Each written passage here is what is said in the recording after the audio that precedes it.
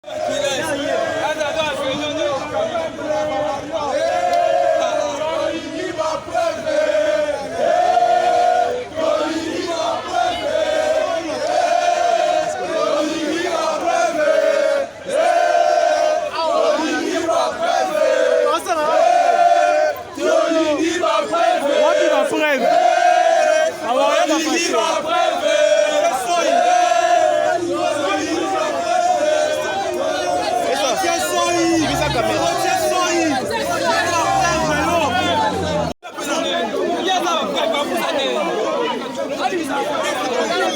on se dirige vers l'avocat. Le maître Gauthier Sey. Voilà. Nous attendons un mot de maître Guy Mafuta.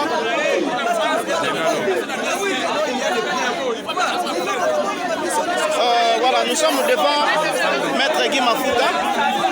On attend juste un mot. Voilà. Le fanatique de Fally Ipupa. On a besoin de preuves.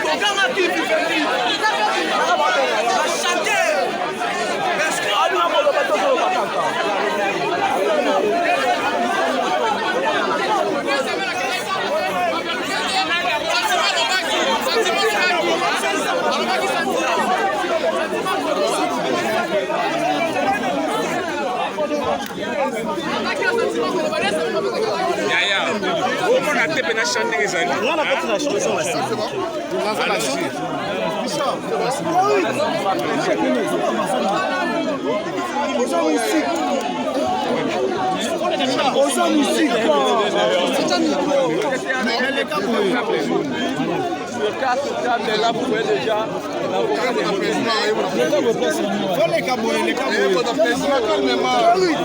ça va nous prendre beaucoup de temps, non? Oui, c'est bon. On peut commencer.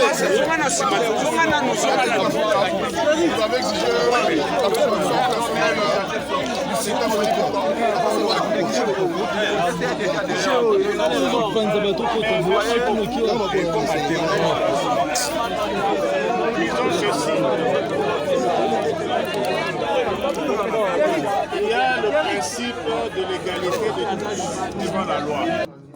Et lire le contenu de la citation directe. Parce que le prévenu est dans la citation directe. Nous sommes en pleine instruction et ça, c'est l'unique satisfaction des 15 minutes que nous avons eu le bonheur d'attendre tout à l'heure. C'est l'unique satisfaction. Après, un intervenant a dit qu'il a lu 117 constitutions étrangères. Il a lu toutes ces constitutions, mais il s'est empêché de lire le code de procédure pénale. Alors que son client est entré, conformément au code de procédure pénale congolais, il est allé lire toutes les constitutions de tous les autres pays, sauf lire le code de procédure pénale, qui peut lui permettre de défendre son client. C'est un argument de code. Il dit que j'ai lu 117 constitutions. Alors, qu'est-ce que ces 117 constitutions ont dit? Et qu'est-ce que le contenu ou l'intelligence que vous avez tirée de la lecture des 117 constitutions aide à l'instruction de la cause qui est appelée maintenant la démocratie. Bon, après, mais nous savons déjà en fait que le confrère a soutenu une thèse. Ce n'est plus utile de nous rappeler que vous avez lu. Parce que vous soutenez la thèse, vous avez lu certainement des textes. C'est peut-être à l'intention des journalistes. Parce qu'eux peut-être ne sont pas encore informés. Et nous les savons. Alors, on nous a ramené dans un débat, et je n'en débat pas beaucoup à ce sujet, parce que ce débat est clos. Et l'audience passée, les commandes de pénal étaient déclarées ici, et aujourd'hui, il y aurait des éléments juste passés. Vous savez, quand vous êtes dans la salle, évitez à la fois de suivre le juge, de parler à votre client et d'être dans votre téléphone. Parce qu'il y a des éléments essentiels du débat qui vont vous échapper. Le cas qui a donné lieu à la décision de votre juridiction, apprise tout à l'heure, n'a rien à voir avec le mode de saisie et la manière dont vous êtes déclaré saisi. Aujourd'hui, pour peu que j'ai retenu quelque chose du débat de l'affaire qui ne nous concerne pas, mais parce qu'on l'a évoqué, pour justifier sa prise de parole, visiblement et de manière tout à fait essentielle, c'est que la partie, alors qu'elle a été adressée devant le juge pénal par citation directe, le mot de signification a été par la poste, mais son adresse professionnelle. Et votre tribunal a dit non à cette adresse-là. Lorsqu'il ne s'agit pas du domicile,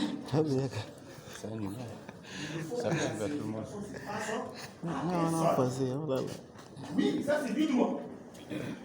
Mais dans l'affaire, la nôtre ici, il ne s'est jamais agi d'une notification à l'adresse professionnelle. D'ailleurs, ça nous avait été suggéré par un des conseils de M. Sey. Nous avons dit non, nous voulons rester dans les codes de procédure pénale, nous ne voudrons pas aller dans les 117 constitutions, parce que ça, c'est les résultats de la lecture des 117 d'autres pays.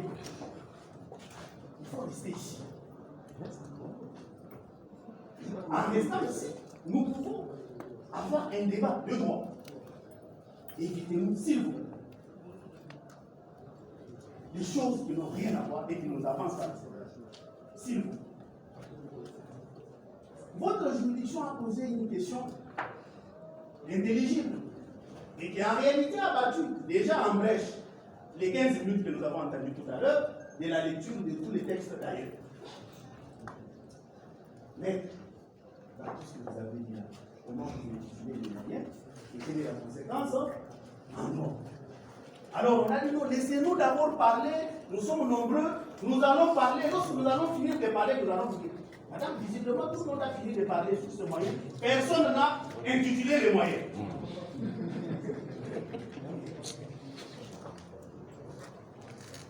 Madame, apparemment, maître Onyema veut prendre la parole. C'est pas la même chose. Alors, et ça c'est insensé pour en écouter les autres. C'est pas parler comme ça. Tout le monde a fini de parler. Le dernier intervenant était censé conclure. Il n'a pas conclu. Alors, j'ai entendu ici et là, on a parlé de la problématique de la saisie. Est-ce que c'est là qu'il s'agit? J'ai entendu parler de l'identification du citant. Les moyens de droit, c'est bon. Vous sollicitez une ministre pour que les citants comparaissent. C'est quoi votre demande encore? Ce qu'on a parlé, on a fini. Qu'est-ce que nous pouvons définir que vous avez demandé quoi au juge?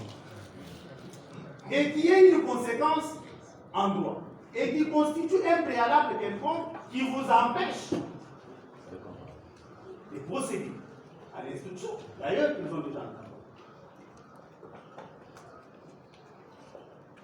On vous a indiqué ici que l'identification du citant était un élément substantiel. On sait à l'état dit substantiel. Est-ce substantiel de la validité de l'exploit ou substantiel de la validité de la procédure? Dites-le, nous allons vous répondre quel que soit les cas de figure. Parce que la loi a donné une disposition. Les dispositions du code de procédure pénale, lisez-le quand même. Lisez-le quand même aussi. Lisez-le aussi un peu. Au-delà des autres textes. Indique clairement, notamment l'article 71, que avant votre instruction, vous devez procéder à l'identification du cité.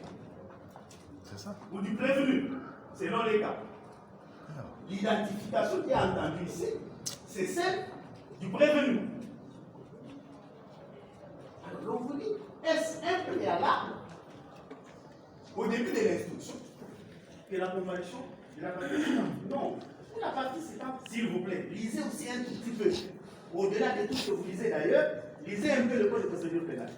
Il dit que la citation directe en tant qu'exploit doit permettre d'identifier les parties au procès. Il me semble que sur cette citation directe, qu'il y ait une identification suffisante du citant et du cité. L'identification. Alors, le moyen, est-ce la contestation de l'identité du citant qui comprend.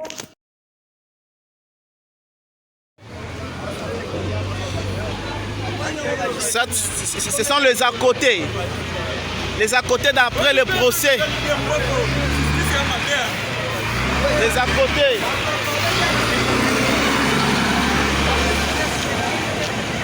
Les à côté, les à côté, les à côté. Même composition l'avait rejeté. Le droit, le procès pénal est un combat. Pour arriver au fond, il faut d'abord rencontrer les préalables de forme. Et dans le cas d'espèce, M. Gauthier a usé des droits constitutionnels d'aller à l'appel contre une décision qui est manifestement illégale. La même demande devant le même tribunal, devant la même proposition, on donne raison à un justiciable X et on ne donne pas raison à M. Gauthier Sey. Cela pousse à une suspicion et nous pensons qu'il n'y a que le tribunal des grandes instances qui peut dire le droit devant cette décision. Mais aussi, il faut savoir une chose pour l'intérêt de l'opinion. Quand nous portons cette toge, nous ne sommes pas warriors, nous ne sommes pas gaulois, moins encore spiritas. Nous sommes des avocats. Et il ne faut surtout pas penser à un acharnement contre M. Timba. C'est M. Timba qui est allé en justice contre Gauthier Sey et non l'inverse. Autant M. Timba a le droit de se plaindre devant le tribunal, autant M. Gauthier Sey a le droit d'être assisté par des avocats et d'être défendu. Ce n'est pas un buzz. Nous ne sommes pas venus blaguer. J'ai dit tantôt, dans ce flash disque, il y a 10 ans, une compilation de 10 ans d'interview de M. Timba. Au moment où on verrez ce que nous allons en faire. Monsieur l'avocat, s'il vous plaît, juste une question sur le ministre Kinda. Est-ce que c'est vrai que M. Gauthier Sey est sous liberté conditionnelle? Non, il est vraiment libre. Il peut vaquer à ses occupations, même voyager s'il le veut. Donc nous sommes encore au niveau des préalables. M. Gauthier n'est menacé par rien. Donc il vient, vous avez suivi à 2 reprises, il est venu personnellement parce qu'il a assumé et il continue à assumer ce qu'il a dit. M. Gauthier Sey a dit qu'il a des preuves, jusqu'à présent on n'y voit pas. Bon, il faut pas. Il y a 2 choses à considérer. Il y a ce que M. Gauthier Sey a dit et ce que l'opinion a compris. Le débat va porter sur ce que M. Gauthier Sey avait dit. Et la charge de la preuve incombe à celui qui accuse. Au moment opportun, vous verrez, mais nous, en tant que défense de M. Gauthier Sey, nous avons pris le temps nécessaire pour réunir les éléments nécessaires pour soutenir le procès. Monsieur l'avocat, vous exigez la présence de l'artiste M. Fally Ipupa, tandis qu'il est présenté par ses avocats. Est-ce que sa présence est nécessaire? Vous savez, je l'ai dit au début, il y a des questions que seul M. Timba, auxquelles seul M. Timba doit pouvoir répondre. La première des questions, il faut savoir à qui nous avons affaire. Vous comprenez? Il y a la personne physique, il peut y avoir un personnage, il y a une confusion qui au fait expose, n'est-ce pas, ne sécurise pas. C'est un préalable, nous pensons que M. Timba doit venir, nous avons dit merci. Non, juste une